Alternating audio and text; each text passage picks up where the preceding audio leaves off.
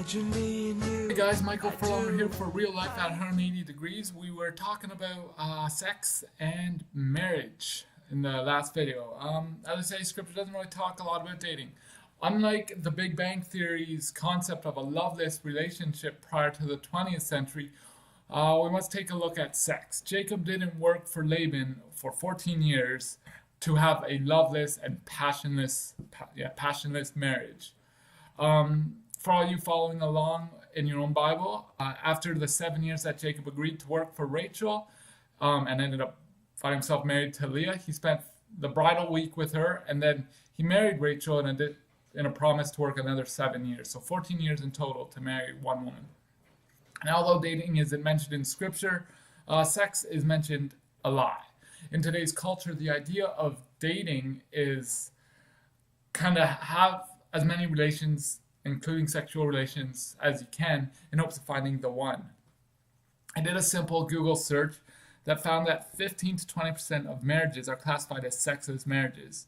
An article I found from Reader's Digest says that a sexless marriage is defined as a couple having sex 10 times a year or less.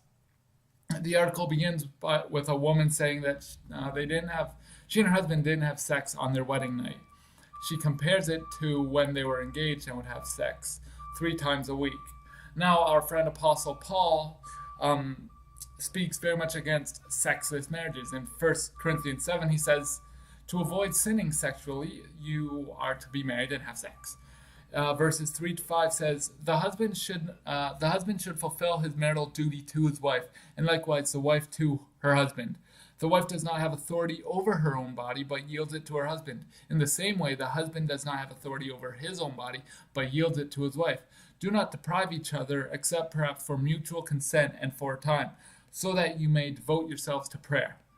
Then come together again, so that Satan will not tempt you because of your lack of self-control.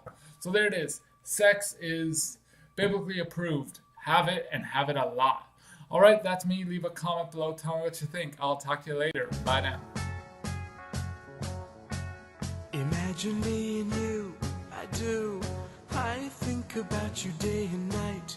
It's only right to think about the girl you love and hold her tight. So happy together.